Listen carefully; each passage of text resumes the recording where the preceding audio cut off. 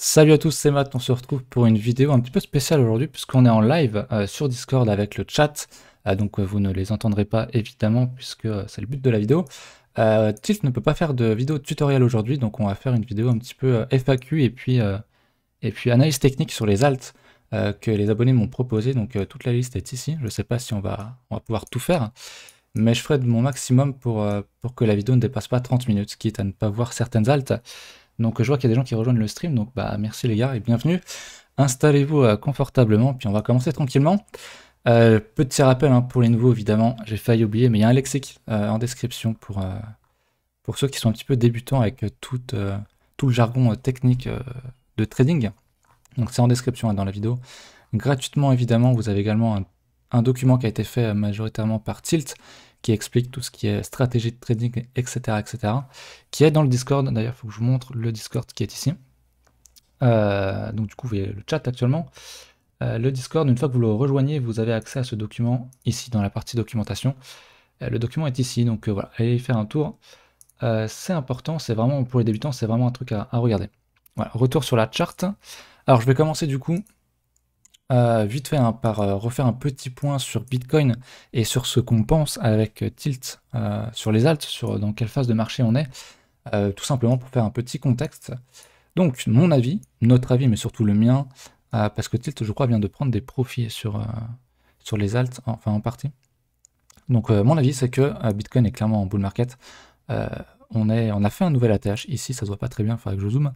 Mais on a fait un nouvel ATH et ce qu'on a remarqué l'autre fois, ce qu'on a expliqué en vidéo, c'est que la dernière fois qu'on a fait un ATH ici, quand on a retracé donc sur ce niveau-là ici, donc c'était au mois de mars 2017, et ben c'est à ce moment-là où la mécanique de marché sur les cryptos a complètement changé. C'est-à-dire que d'habitude, quand Bitcoin pumpait hard comme ça, ou dumpait hard, et ben les alts, elles dumpaient hard, souvent. Le seul moyen pour les alts qu'elles prospèrent, entre guillemets, pour qu'elles pump, il fallait que Bitcoin soit donc dans un range. Et cette fois-ci, ça a été la première fois où les alts ont pumpé, alors que Bitcoin dumpait, donc juste après avoir battu la TH ici, et avoir retracé un petit peu. Et donc je pense qu'on est un petit peu dans cette phase de marché-là. C'est pour ça qu'on s'intéresse beaucoup aux alts. Et donc moi, je ne serais pas étonné de voir par exemple Bitcoin faire quelque chose comme ça, dumper, et justement dans cette phase de baisse ici, voir les alts pumper, commencer leur alt season enfin. Donc voilà, c'était mon avis sur les alts. On va regarder bien sûr la Bitcoin dominance hein, qui montre l'argent, la dominance de Bitcoin face aux altcoins. On voit que la dominance ne cesse de descendre depuis le top, depuis août. Donc c'est une tendance baissière sur la Bitcoin dominance, donc haussière sur les alts. On le montre hein, chaque semaine sur Ethereum, on voit qu'on fait des hauts de plus en plus hauts. Donc c'est super intéressant, c'est pour ça qu'on s'intéresse aux alts.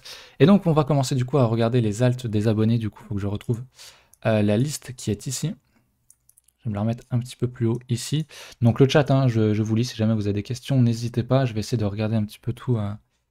Je vais essayer de lire le chat en faisant la vidéo, ça va pas être hyper pratique, mais je vais quand même essayer. Alors on m'a demandé le DIA, alors le DIA j'ai regardé ici. Le problème du DIA c'est que c'est très nouveau, donc c'est très compliqué de faire une analyse technique. D'ailleurs je vais me le mettre plutôt sur mon... ici, parce que je l'avais, même s'il y a un petit peu moins d'historique. DIA, je l'avais quelque part. DIA, il est là. Un peu moins d'historique, on va passer quand même en daily. Donc c'est compliqué de parler d'investissement long terme hein, sur des alts qui viennent d'être listés. Il a été listé au mois de septembre 2020 sur Binance. Bon, j'ai vu ici, hein, il existe depuis le mois d'avant, hein, depuis août, ouais, bref. Donc c'est pas quelque chose d'incroyable, il n'était pas là en 2017, donc on ne peut pas vraiment se comparer par rapport à l'ancienne bulle, à l'ancienne alt season de 2017. Mais voilà, on a quand même des choses intéressantes, je vais mettre mes indicateurs. Alors pour le coup, on n'a pas grand chose sur le squeeze momentum, mais c'est normal, c'est un indicateur lourd, il n'y a pas assez d'historique. On va regarder là-dessus. Alors sur le DIA, on n'a pas grand chose en vrai, j'ai pas de divergence, ou alors c'est vraiment très léger. Et c'est pour ça que je suis pas. C'est pas un truc où je mettrais vraiment des pièces, c'est-à-dire que la seule chose que j'ai ici, c'est un TT9 qui est ici. On n'a pas encore vraiment de structure de marché, c'est-à-dire que moi, pour que je me dise, ok, je vais acheter ça. Donc on a un bottom qui a été ici, on voit très bien l'ancienne résistance devenue support ici. J'aimerais que le cours fasse ça. Donc on casse cette résistance à nouveau, qu'on casse en haut, qu'on vienne pourquoi pas retester ce niveau-là pour pouvoir racheter avec des signaux bullish. Mais vu le contexte, je dirais, de fond haussier sur les alts, si tu es intéressé par ce truc-là, je pense que tu peux mettre une petite pièce et voilà, mettre je sais pas, 0,5% de ton capital et, pour du long terme, et puis c'est très bien, quoi.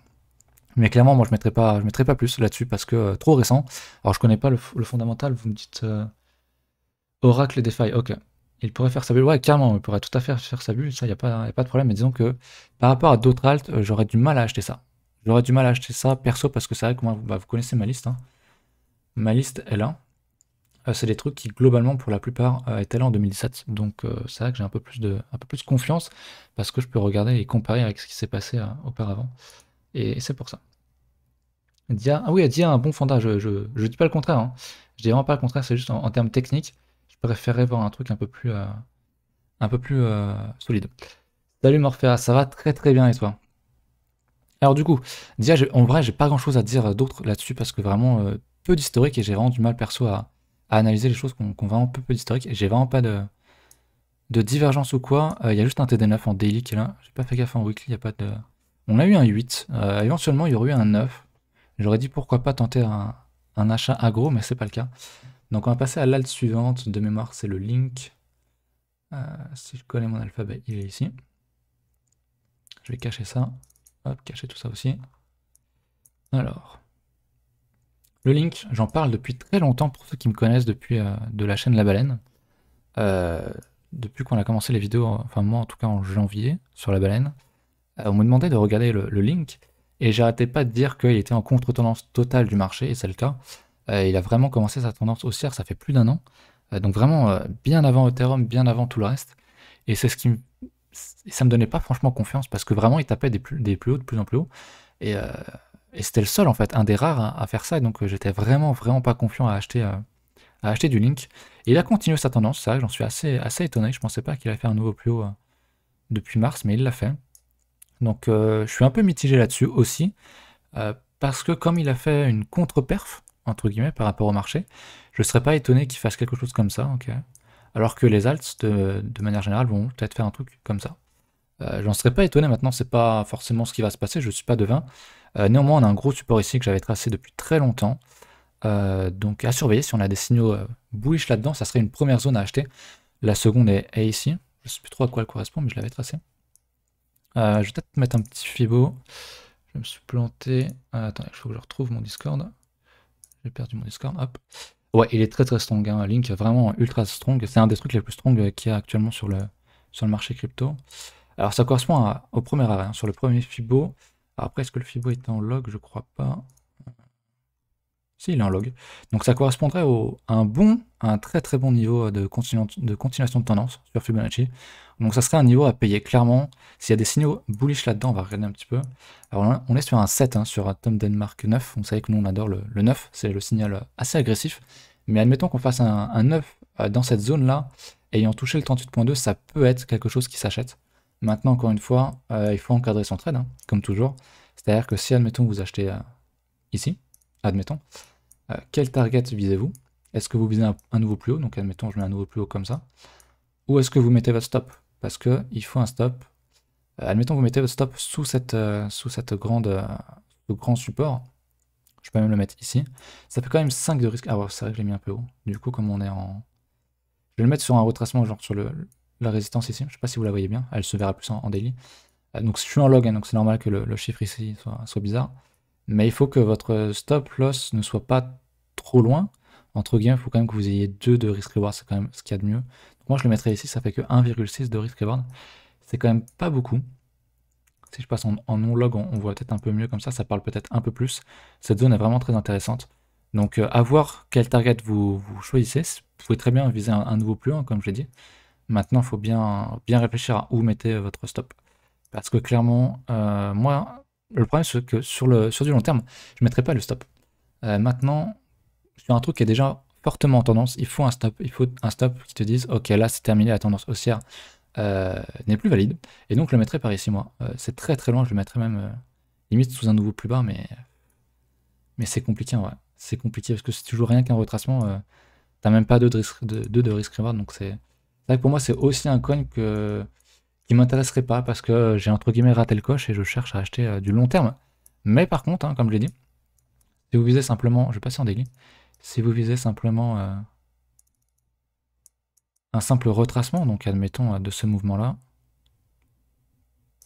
admettons le bottom se fait tiens, sur le 38.2, vous achetez genre ce niveau-là, admettons, vous visez un retour à 50%, donc c'est quelque chose que je vise très très souvent, personnellement, retour à 50%, c'est très très bien. Vous pouvez très bien mettre un stop un petit peu plus par ici, ça vous fait un risk reward de 2 ou 3, mais c'est pas de l'investissement long terme, du coup, c'est plus du trading, du swing, mais c'est quelque chose de tout à fait faisable, mais c'est pas quelque chose que je chercherais personnellement sur les altcoins, comme vous le savez, sais pas le genre de structure que je cherche, voilà. J'ai d'ailleurs le chat un petit peu que j'ai un petit peu raté. Ok. Oui, NanoPips, pas de parlotte parce que je suis en vidéo là. Si jamais tu viens d'arriver. Juste avant Morphère, j'ai parlé du coup investissement et trading. Mais moi je suis plus investissement sur les alts.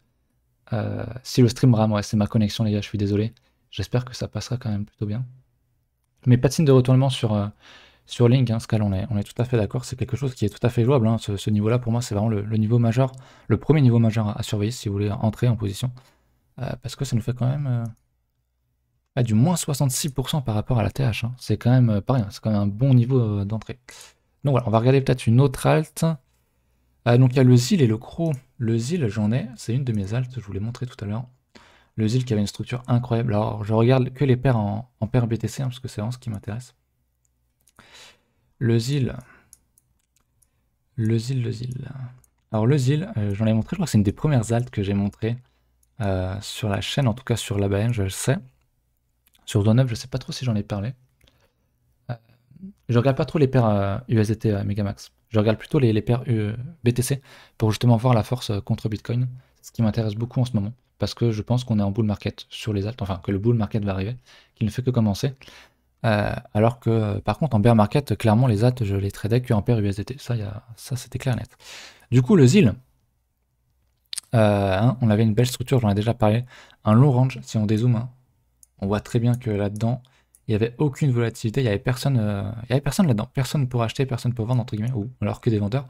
Et on voyait très bien que ce petit range ne représentait rien par rapport à la folie de 2007, de 2018. Alors là, le truc n'était pas listé en 2017, donc on n'a que 2018. Ce que je veux vous montrer, donc, c'est qu'on avait un range ici, et qu'on a cassé ce range ici, donc on est quand même en weekly, on a cassé ce range-là à la hausse très violemment, et avec beaucoup de volume. Et ça, c'est un pattern qui est très très intéressant pour de l'investissement long terme. C'est vraiment très très bon signe, j'en avais parlé ici, je m'en souviens, c'était sur la baleine du coup au mois de mai, forcément, parce qu'on n'avait pas encore lancé zone 9. Et j'avais dit, bah super, le support est ici, alors on avait fait un petit retag, vous le voyez peut-être pas sur le stream, mais on a fait un petit retag ici. Et derrière, ça a été un petit peu la fusée. J'avais pas vendu, c'est-à-dire que moi j'en ai pris là-dedans du ZIL, hein, là, vraiment un peu au milieu du range. Et je voulais prendre des profits ici, qui était ma zone, ma zone de profit. On avait un TD9 qui s'approchait, malheureusement, on n'est pas allé jusqu'ici. C'est pas grave, j'ai gardé mon ZIL depuis tout ce temps-là et j'avais dit, bah, en général, quand on casse à la hausse ce genre de structure derrière, le support à défendre, c'est ce niveau-là, que j'ai mis en vert. Malheureusement, je ne sais pas si on ira parce que le ZIL n'a pas l'air de vouloir rebondir sur ce niveau. Mais quand même, si j'étais acheteur long terme sur du ZIL, ça serait clairement donc du coup les 96 Satoshi, on va dire de 80 à 100 Satoshi, c'est une zone qui, selon moi, se paye entre guillemets, les yeux fermés hein, sur le ZIL. Là où je vais vous montrer, du coup, je compare souvent le ZIL au ADA.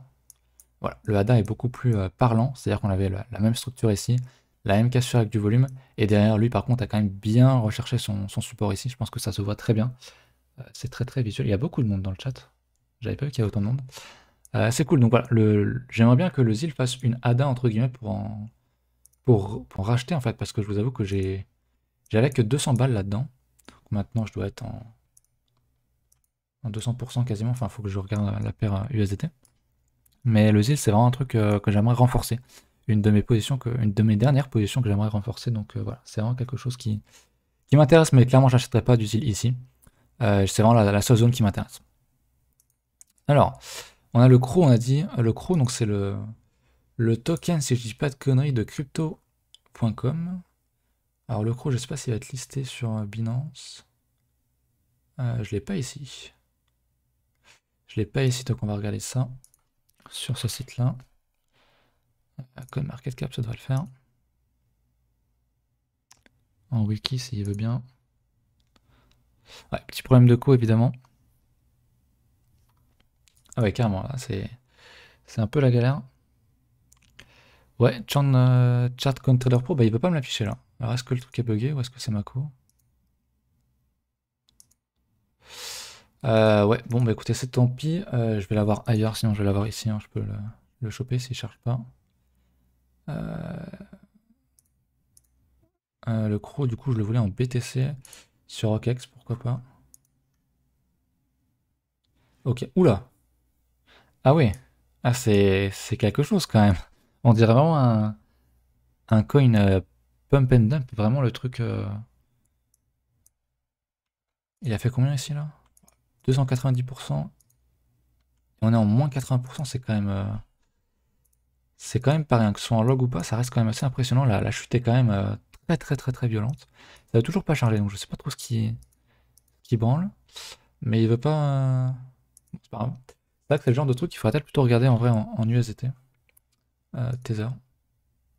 Après, je sais pas s'il a été listé avant. Ah ouais, il a quand même une meilleure tronche ici. Alors, je suis en log encore. Ouais, c'est très bizarre comme chart, honnêtement. Ça change un petit peu du BNB hein, de Binance. Mais en vrai, j'ai tracé d'ailleurs un petit Fibo comme je fais d'habitude. Je vais vérifier qu'il soit bien en log. Ok, il l'est. Et si je suis pas en log, ça donne quoi? Ouais. Ok, donc en non-log, on est clairement sur un support qu'on va très très bien ici, qui correspond en plus au 78.6, donc ça pourrait être un bon niveau d'investissement. On est en plus sur le niveau de la risk line de TD9, hein, les petits points en bleu ici, que vous devez voir. Ça serait intéressant. La dominance, il faudrait vraiment que la dominance monte de signe de faiblesse pour que les altes performent contre BTC. Ouais, je l'ai montré en début de la vidéo. Je pense que la dominance, en vrai, elle est quand même elle est en tendance baissière. On est juste sur un retracement à la hausse, mais c'était une entrée potentielle pour moi sur les altes. Hein, et Tilt est d'accord avec moi là-dessus. On en a parlé il y a 2 ou 3 semaines sur le TD9, quand on a fait un TD9 ici sur la Bitcoin dominance. Cette semaine-là, quand on a fait notre débrief du dimanche, on avait dit que ça serait un bon achat sur les altes. Et ça a plutôt bien payé. Et puis là, il y a encore du potentiel à la baisse. Hein. Pour moi, il n'y a rien de fait. Donc voilà, le CRO, au niveau des indicateurs, je vais peut-être plutôt regarder en daily.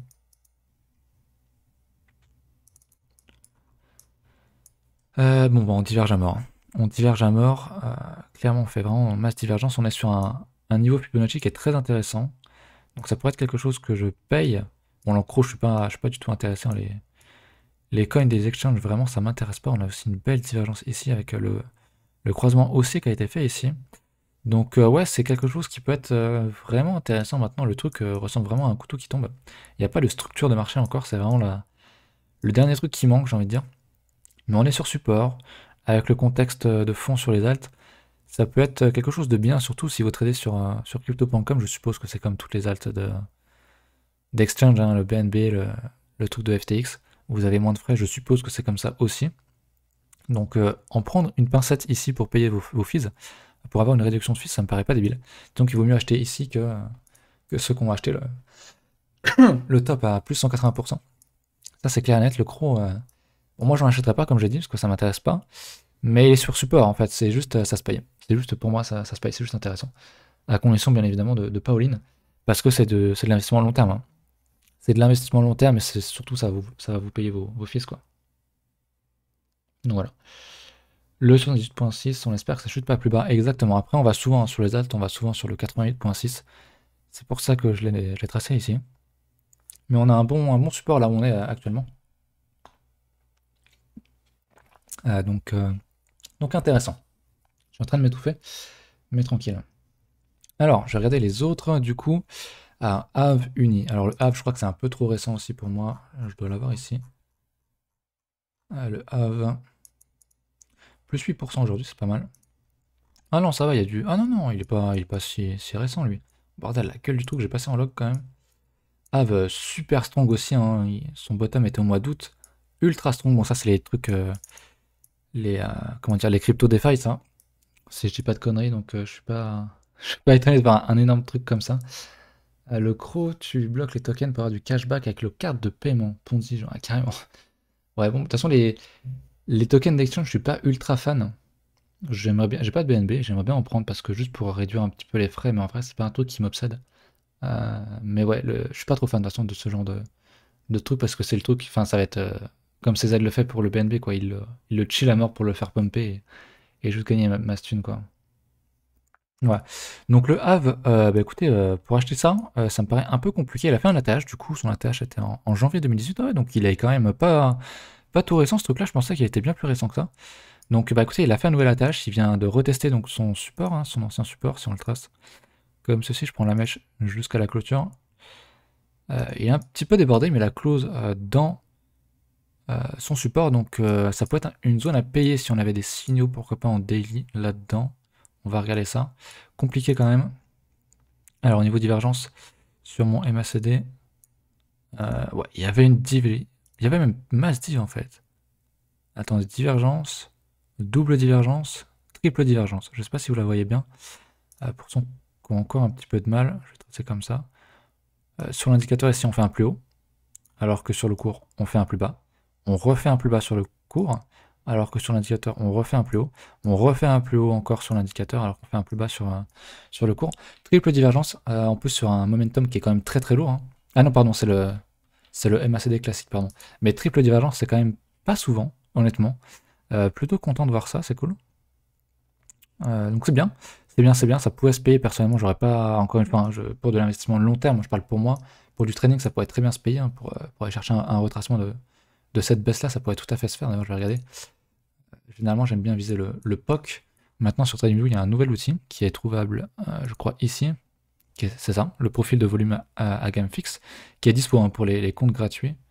Vous prenez du top au bottom, je l'ai mal mis, hop, comme ceci, et vous avez votre POC qui est ici, on est juste en dessous, donc pour moi ça aurait pu être tout à fait un trade à prendre. Première TP, pourquoi pas sur la borne basse du volume profile qui a bien donné ici, qui a bien servi de résistance, et puis target max, pourquoi pas le POC qui est ici. Et pourquoi pas aussi en garder pour du long terme.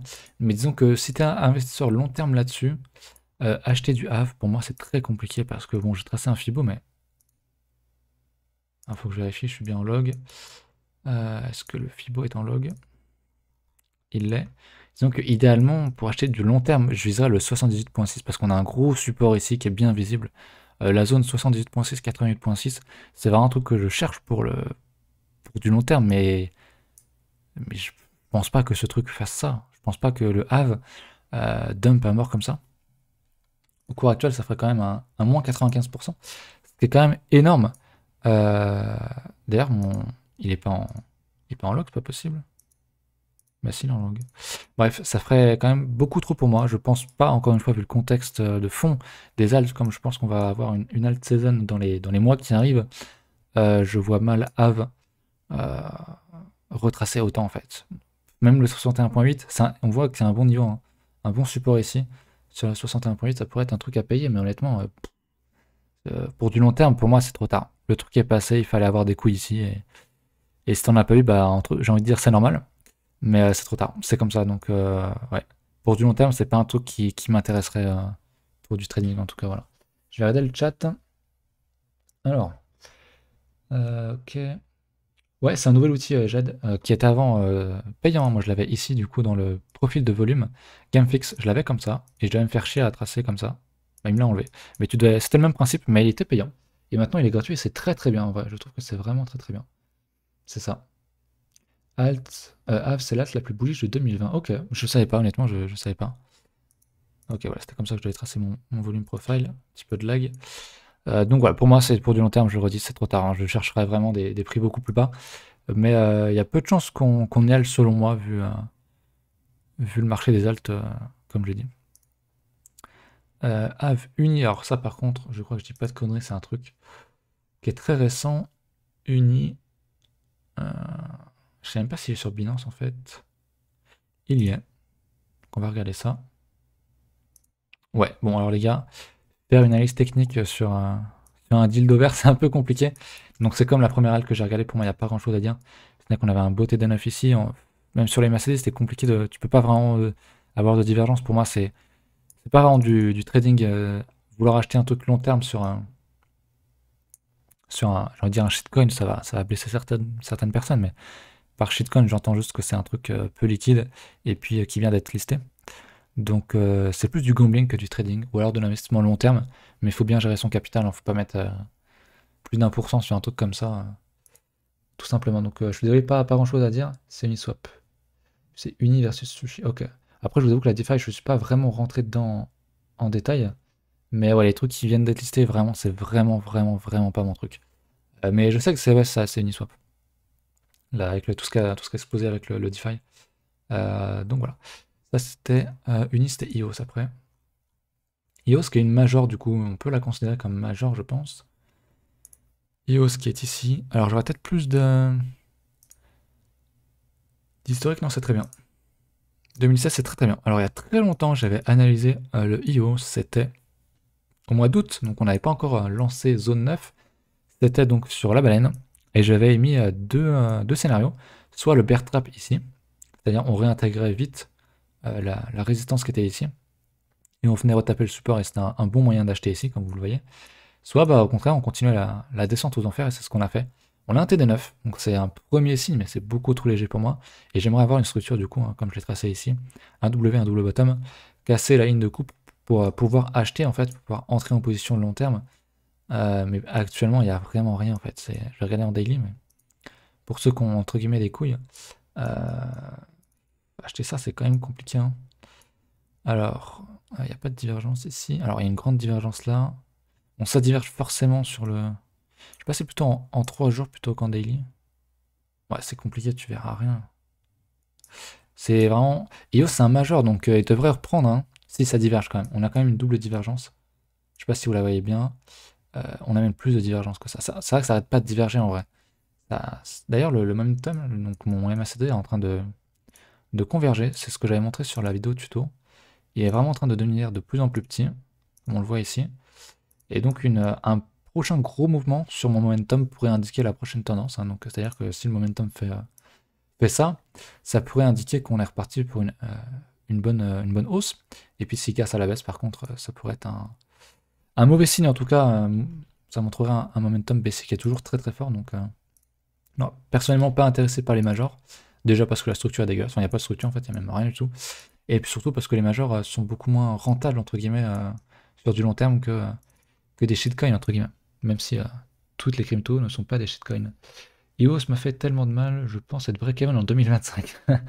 Ouais, c'est un peu triste, mais c'est un peu ça, malheureusement. Alors, ça dépend où tu as acheté. Ça va être le top à 2017, 2018. Ok. EOS avait un petit peu contre-performé en 2018. Intéressant. Mais là, actuellement, pour moi, il y a... Yes. Tu peux acheter ici long terme, hein. Encore une fois, vu la tendance de fond des alts, je veux dire, si tous les shitcoins montent, si Ethereum continue sa montée, il n'y a pas de raison pour qu'EOS ne monte pas en fait. C'est-à-dire que les alts sont vraiment corrélés, hein. Si t'as un truc qui monte, si t'as tout le marché qui monte, t'as pas un truc qui va faire qui va être en contre-tendance. Il y a très très très peu de chances, surtout EOS. C'est quand même une majeure, donc moi je vois pas pourquoi est-ce qu'il continuerait pas à la hausse. Si le reste reprend à la hausse tout simplement. Donc ouais. Alors on va regarder ma liste encore. ONG, je l'ai regardé il y a pas longtemps en vidéo, donc je vais pas la regarder. Parce que ça me dit quelque chose. Il me semble avoir regardé. Ou alors c'est Tilt, mais ça me dit quelque chose. Rune. C'est un nom sympathique ça. Rune. Je sais même pas s'il est sur Binance. Rune BTC. En Bitcoin, je l'ai juste pas vu, ok. Alors bon, pareil, hein, je vais regarder du coup si sur ce site-là, s'il veut bien remarcher. On va regarder. Alors, est-ce que Rune c'est Torchain ou est-ce que c'est Runebase? Est-ce que vous savez? Dans le chat, je vous avoue que j'en ai aucune idée. J'ai regardé peut-être sur Binance, je suis con, c'est écrit quoi ici? C'est juste écrit Rune. Euh, c'est quoi le prix? 5215. On va regarder. Merde. On va regarder. Est-ce que ça pourrait être ça potentiellement? Ok, j'avais déjà regardé ça. Alors en weekly, j'ai regardé, ça ressemble à un truc sur. Ça ressemble, hein, ça va être ça. Donc c'est donc Torchain. Si vous... Torchain, ok, c'est ça. Bah, nickel. Alors j'avais déjà regardé ce truc-là, j'ai vraiment plein de trucs qui ont été tracés, je me souviens pas du tout avoir fait ça. C'était cool. Donc je vais le faire l'analyse sur ce graphique-là, pas sur Binance parce qu'il y a moins d'historique. Je vais tout enlever parce que c'est vraiment immonde. J'avais tracé ici, on avait un beau triangle ascendant très propre. que j'aimerais bien retracer, hop, qui était ici, donc qui pourrait servir de support ici à ce niveau-là, qui pourrait être très intéressant. Je vais enlever ça aussi. On va regarder du coup en daily. Je suis en log ou pas? Je vois pas. Je suis en log. Hop. Je vais tracer un petit Fibo. Parce que vous savez que je suis un fou de Fibonacci. Alors je vais plutôt le tracer par rapport à ici pour voir le retracement juste de ce mouvement-là. 78.6, ça m'étonne pas. On va regarder par rapport au plus bas ici. On va voir s'il est en log le Fibo, s'il veut bien se mettre. Ok. On va le mettre en log. Alors, bah ouais, du coup, le fameux support tomberait sur le 0.786 de Fibo. Donc ça tomberait vraiment très bien. Ça serait vraiment le niveau que je chercherais à acheter pour du long terme. Et pas en tout. Je parle bien de long terme, ok? Je parle pas de trading ou de swing. Je parle vraiment long terme. C'est ce niveau-là qui m'intéresserait et aucun autre. Et si on n'y va jamais, et bah tant pis, il y a 15 000 autres opportunités sur les cryptos. Donc ouais, je chercherai uniquement ce niveau-là. Et si on n'y va pas, tant pis. Alors, on peut pas tout avoir, mais la structure est un peu bizarre ici. Donc ouais, pas grand chose d'autre à dire. Pour du long terme, je chercherais vraiment que ça en fait. Gros niveau Fibonacci, gros support très visuel. C'est le seul truc que je voudrais bien payer en fait, vraiment. Donc ouais, pas grand chose d'autre à dire. Il a été listé quand lui? 2019, ouais, il est quand même assez récent quand même. Ouais. On va regarder du coup le reste. XRP, XLM, bon le XRP j'ai déjà vu en vidéo donc je vais pas le regarder. On va regarder du coup le XLM. Le XLM, je vais peut-être le regarder aussi en paire USD. Ok, donc on est en weekly, c'est sur Binance, historique jusqu'à 2018, c'est pas fou. Ouais. Si, j'en avais déjà parlé, je crois, du XLM. On a fait un truc que j'ai déjà évoqué sur d'autres cryptos, mais c'est un grand classique, hein. C'est-à-dire qu'on a une grande zone de consolidation ici. Il y a plein de gens qui commencent à être bullish, qui achètent, pourquoi pas, et puis ils mettent leur stop juste ici, c'est-à-dire juste en dessous des plus bas, et ils se font fumer. On appelle un bear trap, donc un piège des bears, un piège des vendeurs. On prend leur argent et on remonte. Et voilà. Et c'est un grand classique en trading, mais surtout en crypto, on voit qu'il y a un gros volume ici. Acheteur, donc c'est très bon signe. Et du coup, tout simplement, ce que je ferai ici, pour du long terme, encore une fois, je tracerai mon petit Fibo, puis j'achèterai soit le 61.8, soit en dessous. Mais le 61.8, j'achèterai 767 Satoshi là. Ça pourrait être une bonne entrée pour du long terme, parce qu'on a fait notre structure, entre guillemets. On a fait notre bear trap, et derrière, je chercherai un retracement, parce qu'on a fait vraiment du volume ici, c'est quand même super intéressant. Derrière, les targets, pour moi, elles sont ici. On a un bon niveau de support. Je sais pas si je peux mettre un volume profile ici. Hop, si je trace comme ceci. Je suis curieux de voir où va être le POC, mais je serais pas étonné. Ah, ok, le POC est tout en bas. Donc ça montre aussi qu'il y a eu beaucoup plus de volume ici, donc potentiellement de l'accumulation, ok. Donc potentiellement, c'est plutôt bon signe. Et derrière, ouais, on voit bien, hein, je vais essayer de dézoomer. On voit bien que dans tout le volume profile, genre, je sais pas si vous le voyez sur le stream ou en vidéo, mais on voit que tout ça là, il n'y a rien du tout. Donc tout ça, à mon avis, c'est un truc où on va, c'est-à-dire que si on pump ici, je vais essayer de tracer quelque chose, si on pump ici, on va directement se téléporter minimum jusqu'ici, et pourquoi pas même sur les zones où il y a beaucoup plus de volume. Ici, on voit que les barres sont un peu plus grosses, ça correspond en plus à cette zone de résistance, donc j'en serais pas franchement étonné. Je vais essayer de le décaler un petit peu le volume profile pour le mettre sur, admettons, sur ce plus haut là. Ouais, c'est exactement pareil, il n'y a aucun volume.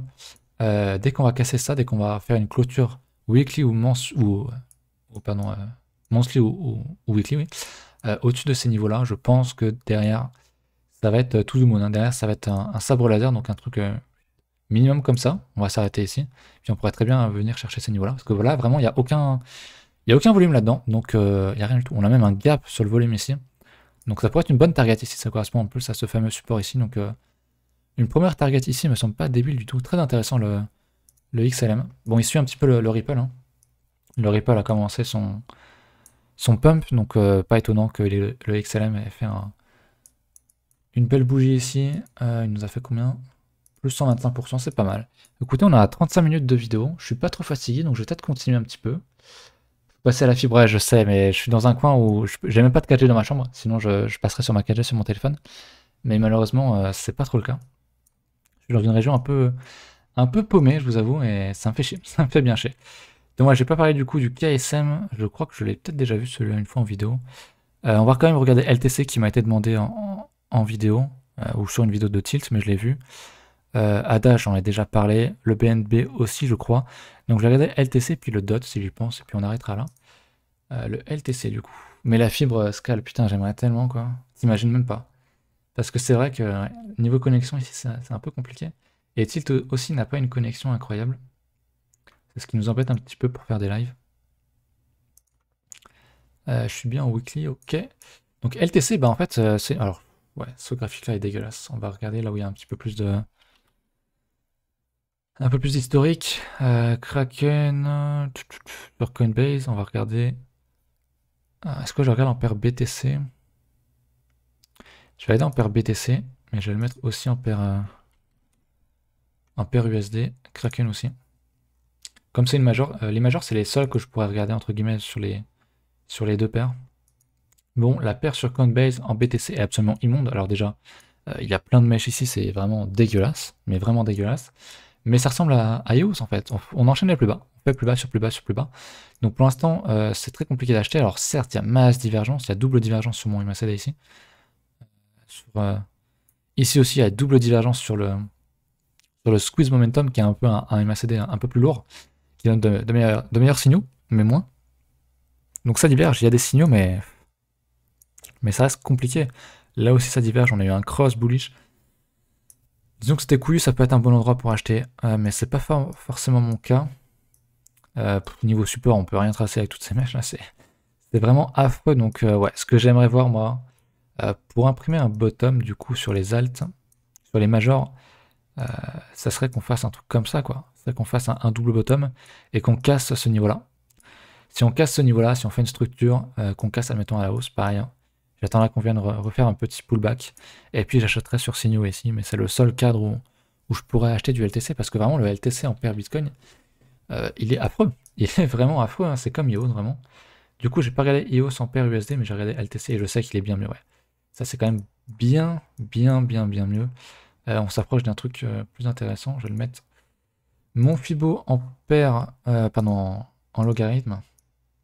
Et on s'approche de ce qu'on a fait sur Ethereum, c'est-à-dire un double bottom. Donc pour ceux qui ne reconnaissent pas le double bottom, hein, c'est cette structure-là. Tac, comme ceci. Si on casse ce niveau-là, si on casse donc les 135 $, c'est extrêmement bullish. Ça serait vraiment très bon. Et ça correspond d'ailleurs à ce qu'on a fait sur, j'ai dit sur Ethereum, mais on l'a fait aussi sur le Total 2, donc sur le market cap des alts, c'est-à-dire c'est le market cap de toutes les cryptos auxquelles on a enlevé le market cap de Bitcoin, comme Bitcoin et les alts sont très corrélés. Et c'est ce qu'on a fait ici. C'est pour ça aussi qu'on est très bullish sur les alts avec Tilt, parce que bah double bottom sur le market cap des alts. Vous voyez, on a cassé ici. Derrière, on a congestionné, on a fait un petit retest sur le support, et puis boum. Derrière, ça part à la hausse. Donc, ouais, très intéressant tout ceci. LTC fait une belle structure. Il a vraiment la même structure, je dirais, en retard, en lag, par rapport au crypto cap, donc des alts. Donc sans BTC, hein, c'est bien écrit, exclu de BTC. Donc c'est Total 2, pour ceux qui veulent le ticker Total 2, c'est tout simple. Est-ce que vous regardez les graphiques calculés par TradingView? Ouais, je les regarde pour les paires USD. Quand il n'y a pas assez de données sur ton exchange, c'est pas mal. Ouais, c'est ça, c'est un agrégé de plusieurs exchanges, c'est ça. Toutes les paires BTC sont dégueulasses. Sur les majors, ouais, Scale. À part peut-être ETH. Mais il y a des shitcoins, hein. Si tu regardes, bah, comme je l'ai montré, le ADA, comme j'ai montré tout à l'heure, ou le ZIL, ou je sais pas, on peut regarder genre le BQX, qui est mon petit shitcoin. J'en ai parlé d'ailleurs, j'ai vu, ça a été chill sur d'autres communautés, ça m'a fait un peu rire. Ça, c'est pas dégueulasse du tout, hein, on est sur support. Le bottom a été posé en janvier, quand j'ai commencé les vidéos sur la banne, et où je disais qu'on avait potentiellement un bottom sur les alts. On a fait notre structure, notre double bottom. On a cassé, puis là on est en train de retester le support. Donc pour moi c'est un niveau qui se paye clairement. Pour du très long terme, c'est très bon. Maintenant, comme tu l'as dit, c'est vrai qu'il y a des paires qui sont quand même encore très dégueulasses. Mais ouais, EOS, LTC et d'autres majors, c'est vrai que c'est un peu une sale gueule. Mais les majors, j'aurais quand même plus tendance à les regarder en paire USD. Du coup, j'avais dit le DOT. Le DOT, je sais pas si je l'ai ici. J'ai jamais fait gaffe. DOT, alors est-ce qu'il y a du... Ouais, c'est bien ce que je redoutais. Il n'y a pas franchement d'historique. Alors DOT, c'est pas le cas DOT, mais est-ce que je l'ai pas... Je vais regarder ça. Allez, charge, je t'en supplie, charge. Sinon, je vais le regarder ici. Je vais peut-être l'avoir sur autre chose. J'allais sur Binance, donc Kraken, il n'y aura pas. Sur OKEx, peut-être qu'il y a plus d'historique. Ok, je l'ai enfin ici. Donc c'est en paire BTC. On va passer en daily parce que là, on voit rien du tout. J'avais déjà analysé, ok, intéressant. J'avais déjà tracé mon Fibo. On est sur ce fameux niveau, 0.886, qui attire tant les alts. Maintenant, c'est pas spécialement bullish non plus. Je vais regarder mon MACD. Alors, on voit pas grand chose sur celui-là. On diverge. On a fait une grande divergence ici. On continue de faire une divergence ici. Ça se paye hein, parce qu'on est sur un retracement très intéressant. Et 0.886, c'est vraiment quelque chose qui me parle beaucoup. Je vais essayer de voir s'il n'y a pas une paire en USD, parce que je crois que ce truc-là est quand même bien hype en paire USD, donc on va regarder ça. Puis on arrêtera là. Ah oui, là c'était quand même une toute autre structure, j'ai envie de dire. Je vais placer mon petit Fibo pour avoir le contexte, s'il veut bien se tracer. Ok, je l'ai merdé. Donc, d'ici à ici. Je suis en log, je vérifie que le... Ok, il est bien en log. On l'a buté sur le 0,618 plusieurs fois, c'est ce que j'aime pas trop. Parce que vous savez que je l'ai déjà dit, mais le 0,78 était vraiment un Fibo qui est très efficace. Maintenant, ça agit un petit peu, je vais l'enlever. Ça agit un petit peu comme un support qui est un petit peu lourd, si vous voyez ce que je veux dire. C'est-à-dire que on a un premier support qui a été retesté encore une fois. On était pas loin ici, on a encore retesté ici. C'est-à-dire que si le cours fait ça, donc qu'on casse ce niveau-là, hein, qu'on fait donc un double top, un M, pour ceux qui connaissent, et qu'on vient rechercher ces niveaux-là, je serais vraiment pas bullish. Je n'achèterai pas à ces niveaux-là, clairement, parce que vous savez que plus on teste un support ou une résistance, plus il a de chance de casser. Et ce que je vois ici, c'est vraiment pas bon. Donc ouais. Alors ça veut pas dire qu'on va casser, hein, mais simplement si on fait ça, là c'était vraiment le scénario bearish, hein, si on casse ce niveau-là, je partirais de ce truc-là, vraiment ça sentirait pas très bon. Je préférerais mettre mes œufs dans un autre panier. Par contre, hein, si on repart à la route, bah, le bottom aurait été défendu, j'ai envie de dire. Et tant mieux. Je vais regarder, est-ce que je peux tout supprimer, ouais. Je suis en daily, on va regarder en 4 heures s'il y a peut-être un trade à prendre, ou s'il y avait eu un trade à prendre. Donc ici on voyait bien, on avait un gros support, je vais le retracer en daily, qui était selon moi un peu plus intéressant.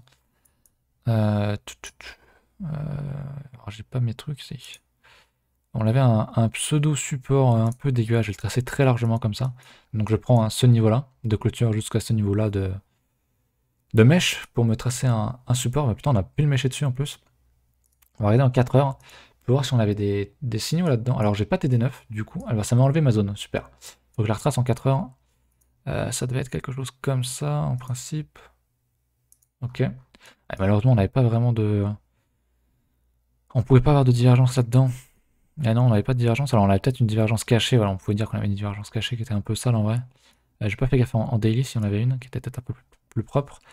Le seul truc positif que je vois, c'est qu'on était en survente sur le RSI, on était donc sur support, à voir s'il y avait un TD9, je peux pas le savoir sur ce site-là. Mais on avait une structure en tout cas, très intéressante, hein. Double bottom encore, c'est ce qui marche le mieux, hein, en termes de structure, donc un W. Comme ceci qui a été défendu. Donc on a cassé cette ligne de coup, et cette ligne de coup a été retestée ici. On la reteste ici, donc il faudrait vraiment défendre ce niveau-là. Si on est acheteur ici, admettons que c'était acheté ce niveau-là, je mettrais un stop très proche, hein, soit en dessous ici, soit même là-dedans, parce que ça sentirait vraiment pas bon. Si tu veux jouer la poursuite haussière pour viser beaucoup plus haut, ça pourrait faire un risk-reward très intéressant, très important. Donc pourquoi pas, mais ouais, sur les indicateurs, je vois pas grand-chose. Ouais, il y avait une divergence baissière ici, c'était pas super important. Je vais regarder du coup en daily s'il n'y avait pas une divergence haussière cachée. On voit rien. Quel enfer. Ouais, divergence haussière cachée ici, alors elle se voit peut-être pas très bien. Mon MACD est un peu dégueulasse, c'est pas mon truc à moi, donc on voit bien qu'on fait un plus bas sur l'indicateur, alors qu'on fait un plus haut sur le cours. Donc divergence haussière cachée, ça, on va dire que c'est le premier truc qui est un bon signe, quoi. Mais ça s'arrête là. Vraiment, c'est pas le genre de truc que j'achèterais, vous le savez, hein, sur les ads, je suis vraiment posté long terme. C'est pas un truc qui visuellement me plaît, je préférerais avoir une structure beaucoup plus basse. C'est pas le cas ici, mais bon, comme c'est un truc récent, on n'aura jamais ce que je veux en fait là-dessus.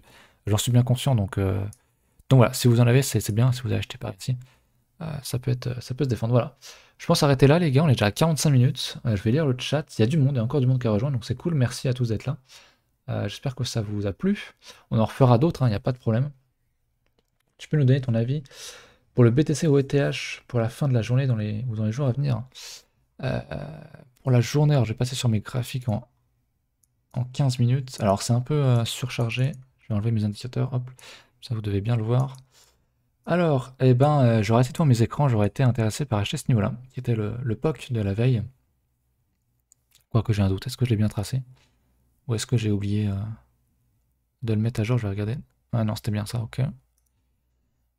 Donc bah, pour la journée, c'est un peu compliqué, parce que on avait une divergence ici, je crois. Ouais, on avait une divergence sur le bottom. On était dans le nuage H1, je vais plutôt regarder le H1 et le H4. C'est-à-dire que pour moi, je vais mettre mon H1 ici. On a une structure quand même, hein, je le rappelle, on est toujours en tendance haussière extrêmement forte. Pour moi, tant qu'on défend ce plus bas-là, on est toujours dans une tendance fortement haussière. J'ai vu hier que pas mal de gens qui paniquaient ici, mais je serais pas étonné qu'on vienne continuer à monter en fait, que ce soit en une heure ou sur du plus long terme. Je serais pas étonné, comme j'ai dit en début de vidéo, qu'on aille faire un nouveau plus haut hein, dans les semaines qui arrivent, très franchement. On a eu un TD9 ici. C'était pas le meilleur moment pour acheter. On considère après un TD9 qu'il faut entre 1 à 4 bougies pour consolider et pour reprendre éventuellement la tendance. On est sur la troisième bougie, donc je serais pas étonné vraiment qu'on remonte. Maintenant, sur le H4, alors je vais le montrer, ça serait peut-être mieux sur le H4 en vrai. Mais sur le H4, il y a ce niveau-là, moi qui m'intéresse beaucoup, ce niveau de support-là, qui est donc 17 200. Je sais pas si on ira. Honnêtement, j'en doute. Vous savez que j'avais acheté ce niveau-là en 15 minutes. Mais en vrai, j'avais des signaux beaucoup plus long terme qui me disaient que en fait, je suis bullish, hein, vraiment, je pense vraiment qu'on va aller chercher des niveaux beaucoup plus hauts. Et pour l'instant, on est sur, ici, on est clairement sur résistance, hein, si je le trace un peu salement. On est vraiment dans une zone où on congestionne, c'est-à-dire qu'on ne rejette pas violemment ici. On est en train vraiment de faire un pseudo triangle ascendant. Alors c'est très prématuré pour parler de ça, mais c'est pour vous montrer, on est vraiment en train de congestionner ici. Alors c'est très moche mon truc, mais d'ailleurs c'est pas un triangle ascendant, c'est un triangle asymétrique. Mais pour moi on congestionne ici, donc tant qu'on casse pas ces premiers niveaux-là, je reste très très bullish. Pour la journée, hein, pour le 15 minutes, franchement je vois pas grand-chose actuellement. J'aurais pu payer ce niveau-là pour jouer un retracement sur du scalping, mais vous savez que c'est plus tilt qu'est scalper plutôt que moi, même si j'en prends quelques-uns, ça m'est arrivé. Donc voilà, ETH, bah, je reste, hein, comme j'ai dit, hein, sur les alts, comme j'ai dit en vidéo, je veux dire. ETH, que ce soit en paire USD, c'est ultra bullish. Alors le seul truc qui me fait un petit peu peur, c'est ce TD9 là, donc un signal très agressif hein, de vente. Donc je ne serais pas étonné, comme j'ai dit, je crois en vidéo aussi, qu'on vienne rechercher ce support là. Donc je ne chercherai pas forcément les achats ici, sur ETH. Par contre, sa paire BTC, elle est incroyable. Elle est vraiment incroyable. On a ce fameux support à défendre et moi je trouve ça plutôt beau. Donc voilà, je fais pas trop d'intraday sur ETH, désolé. Mais voilà, le funding est revenu. Ouais, j'en ai parlé sur la vidéo du 9 minutes d'hier en fait. Donc ouais, c'est très bon signe. C'est pour ça aussi que je suis bullish, parce que les gens ne sont pas en train de paniquer à l'achat. Et si on complète le gap au 17K? Il y a un gap à 17 000? Tu m'apprends un truc, Scal. Vraiment, tu m'apprends un truc. Je vais regarder ça, tiens. Est-ce que je l'ai BTC 1 ici? Je l'ai pas. Je vais plutôt le mettre ici. Alors, tu m'apprends un truc, vraiment, je vais regarder. Faut que je regarde, c'est BTC1. Je sais pas si je vais l'avoir comme ça. Je crois que c'est ça le ticker. Je l'ai pas. Je sais plus quand est-ce qu'on le chope. Peut-être qu'il est pas compté comme crypto. Ouais, c'est ça, je crois.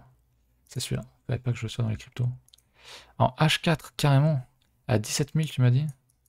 Alors, je vais peut-être enlever le log. En H4. Ah ouais! Ah oui, effectivement. Il y a un beau gap. Effectivement, il y a un sacré gap.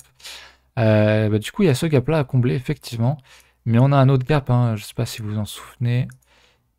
C'était ici. Le fameux gap que tout le monde visait. Il y en a un ici aussi. J'ai pas regardé les gaps depuis celui-là, donc depuis juillet. Mais il y avait un gros gap ici que tout le monde attendait qu'on comble, qu'on n'a pas franchement comblé, hein, qu'on n'a pas comblé d'ailleurs. On a méché dedans, mais ça ne compte pas normalement. On a un autre gap ici, à la vache, ouais. J'avais pas regardé. Ici aussi, on a sans doute un gap sur du plus court terme. Alors après, les gaps, moi je les regarde que en daily. En dessous, je les regarde pas. Ça vaut pas grand chose pour moi. Donc ton gap à 17 000. Ah ouais, là, c'est très très moche. Ah oui, ça se voit très très bien. Bon, c'est difficile de dire que c'est bearish du coup parce qu'il y a un gap. Disons que c'est pas un truc qui m'est suffisamment technique pour me dire ouais, c'est un niveau qu'il va falloir surveiller. Mais ça reste intéressant à regarder quand même. Mais on est en parabole et on pourrait très bien revenir chercher ce niveau-là. J'en parle en vidéo, on a les fameux niveaux des 7000, 8000, là où j'ai mon curseur, qui moi, m'intéresserait pour de l'investissement très long terme. Mais si on fait quelque chose de similaire à 2017, jamais on revient ici. Mais il y a toujours ces gaps qu'on a comblés jusqu'à présent à 100%, avant juillet 2020. Mais on pourrait très bien ne jamais les combler. Faut pas l'oublier, c'est quelque chose de tout à fait possible. Mais ouais, j'avais pas vu ce gap là. Très très méchant, très très sale ce truc. Donc voilà. Un bon point d'entrée, pas forcément en vrai. Alors ça correspond, hein, ce truc en 4 heures. Je vais remettre ma vraie chart. On va passer ici. En 4 heures, ça correspond en gros à ce niveau-là. C'est toujours notre contexte hein, sur Vegas, notre nuage ici en H4. Le fameux support dont je parlais, 17 200. Ça pourrait être un point d'entrée. Moi, très franchement, si on retourne ici, j'ai un setup pour acheter. Il faudra des confirmations, bien sûr. Mais c'est un niveau que je pourrais payer parce que potentiellement, ce que je vois, alors c'est pas le genre de truc qu'il faut faire, mais on pourrait très bien congestionner, ouais, faire un espèce de triangle ascendant, quelque chose comme ça. Et ici, du coup, serait du coup une bonne opportunité, mais c'est quand même très très prématuré pour parler tout de cette structure-là. C'est vraiment beaucoup trop tôt. Mais je reste bullish, donc à voir. Voilà. Tu tags le Vegas et il est comblé. Ouais, c'est ça. C'est ça. Mais voilà. Après, faut pas non plus faire une obsession sur les gaps. On l'a vu, hein, ce que j'ai montré en 4 ans, du coup, je sais plus trop où c'était. C'était par là, du coup, c'était ici. Tout le monde cherchait à ce qu'on avait complété le gap à 9500 et ils se sont tous fait fumer. Enfin voilà, derrière, on a commencé la parabole là-dessus d'ailleurs. Et voilà, on ne faut pas trop faire une fixette sur les gaps parce qu'on pourrait très bien ne pas les combler. Ça serait une première. Peut-être qu'on les comblera dans 5 ans.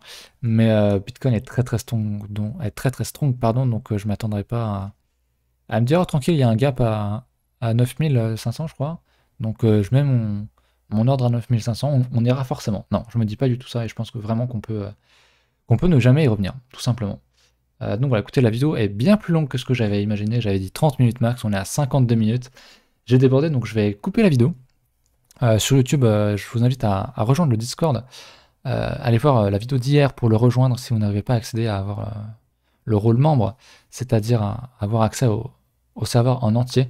J'ai fait un petit tuto entre guillemets hier sur la vidéo, donc allez regarder ça. Et puis voilà, n'hésitez pas à laisser un petit pouce bleu sur la vidéo si elle vous a plu, à vous abonner, puis à rejoindre le Discord, c'est là où on est vraiment le plus disponible. Donc voilà, je coupe la vidéo, je vous remercie, je vous retrouve une prochaine fois.